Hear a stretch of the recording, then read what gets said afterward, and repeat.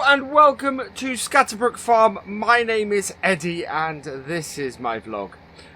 Today we are going to be doing this field here. But before we go any further, I need to explain what I'm doing.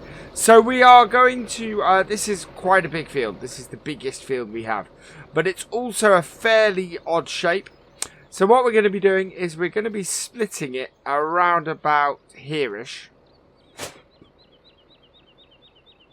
And what we're going to do is we're going to drill the top half of this field as potatoes when we get a little bit further into spring. And this bottom half we are going to drill in wheat. So we're going to get onto that. And that's what we're doing today. So we're heading down here to start at the bottom end of the field. And move our way up it. So,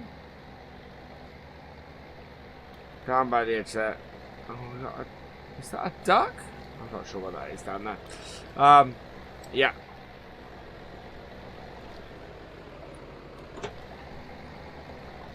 So, all lined up. Perfect. Right, and start up our drill. Drop it down. And away we go. I see, we are now drilling rather nicely. Yeah. So this is, sorry, I think I said wheat earlier, didn't I? This is spring barley we're putting in here. And, so this will give us a nice amount of straw. We're going to be putting in some wheat as well as this barley. Yeah, both some spring wheat and some spring barley. But initially I want to get the spring barley in. It's really quite useful to have this in early. And so yeah, the whole idea here is this field is way too big for us to just do potatoes in, especially with the harvester we have. So we need to get we need to diversify this a little bit, and doing this means we will get some more income from other crops as well. There we go. So that's why we're working this way, and we are using our Fiat today, which is a cracking little tractor. This, and really pleased to have this on the farm. I think this is a 11090 if I remember correctly. And as I was saying, last vlog, you do find these all over the place around here. As I said, there's and a few people I see have commented in the previous vlog that there's a big variety and that people do have New Hollands. Round here, I have seen so many people using Fendts. Using Fendts. I've made that mistake before. Using Fiats.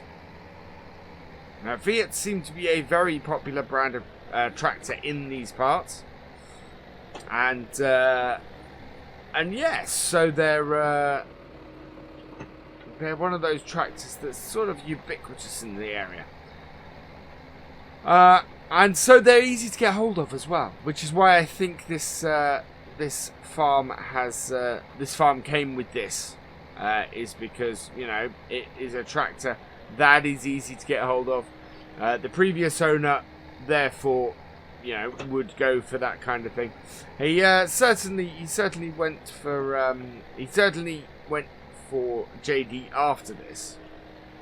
And actually the interesting thing is there aren't that many more hours on this tractor than the John Deere. So yeah, I'm not sure how much this tractor's been used. But yeah, so I'm going to continue getting on with this. I don't think this is going to take us too long today, with any luck. So yeah, let's just continue on, and we'll see how we do. So we're finishing off the longest part of the field now. It's going to get a bit shorter and a bit narrower as we move towards the silage pit. There's a couple of updates on the farm that I want to tell you guys about. The first is that we have taken on a farmhand. We've taken on a guy called William, who's got a fair bit of experience. You can probably, I don't know if you can see in the distance, you can see the John Deere is up on the hill up there. He is currently ploughing. So he's getting the other fields up there ready for us to get them planted.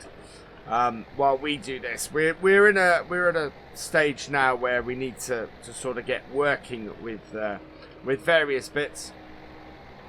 And yeah, he's deep in that, so he'll be doing things like carting when we're doing harvesting and things like that. So yeah, he's quite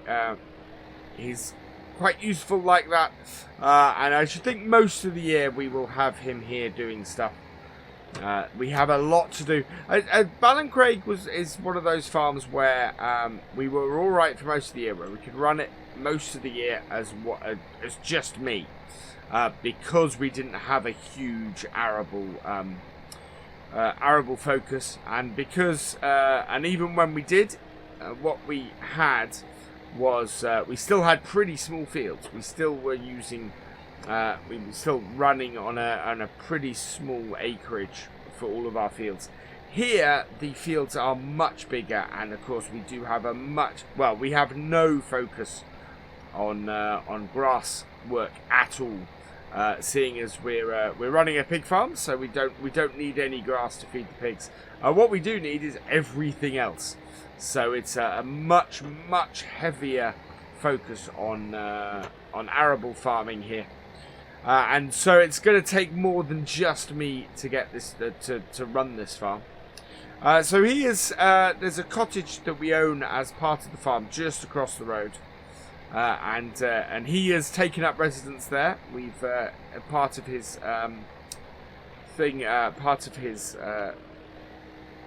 agreement on the farm is that, and yeah, so he will be here most of the year. When I'm over in Ballincraig dealing with stuff, he will be here doing work.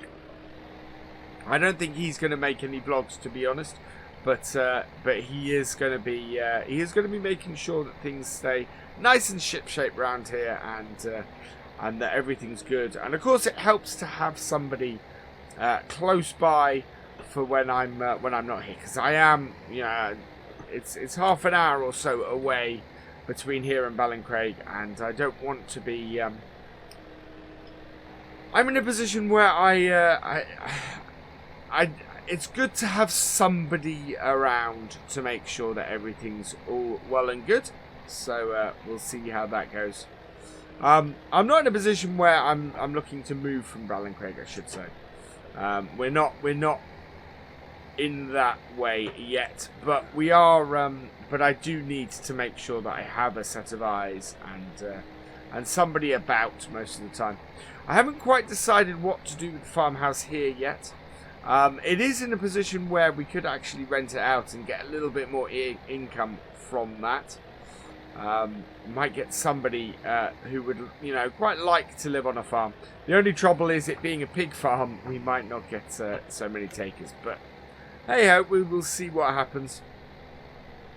But it is a lovely farmhouse, and so I think we'd get plenty of takers for it. Actually, I joke that it's on a pig farm, but that's no worse than being on a dairy farm or a sheep farm. So yeah, animal smells are animal smells. Right? Even on a arable farm, you still get smells at certain times of years, especially if you use muck to you spread muck to fertilize your fields. So we're going to go up on here. We're going to go to about, we can actually drill to the edge of the field, which reduces the amount of headland here. We are going to go around some of it though. And on the other side, it's at too much of an angle to actually to not do a headland. So we will be doing a headland on the far side. But it's all good. I'm really pleased. Right, so I'm just going to continue on, and we're going to get to a certain point in this field and stop, because that is where the potatoes will take over. Okay, so here we are on the final run. Basically, I've divided this field at this point.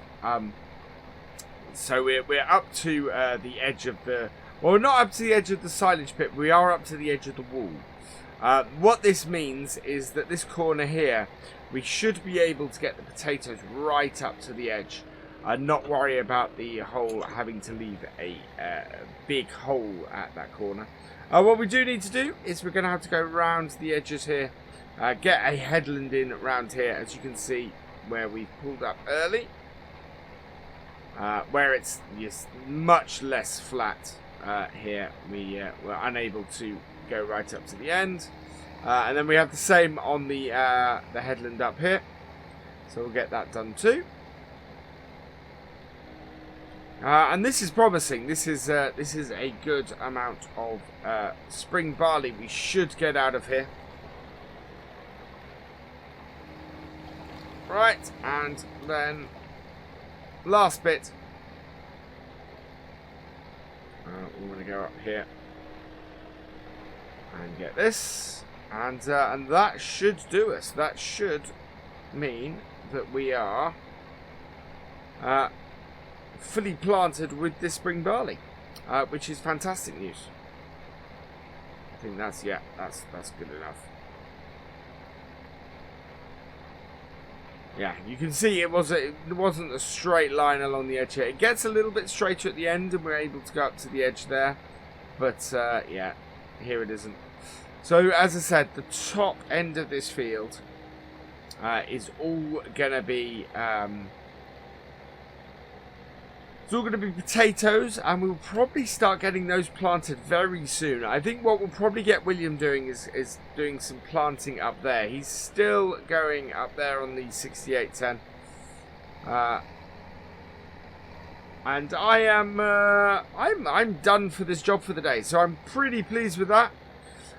So for now, I think this is where I'm going to end this vlog. That is pretty good. So I turn the tractor off and jump out. There we go. 110.90. I thought it was. So that's where we're going to leave today's vlog. So all that remains is for me to say thank you for watching. I hope you have enjoyed this video. Please give it a like, drop us a comment, and give it a share. And for all the latest videos from the farm, please subscribe to the channel and ring that bell. And I will see you next time. Goodbye.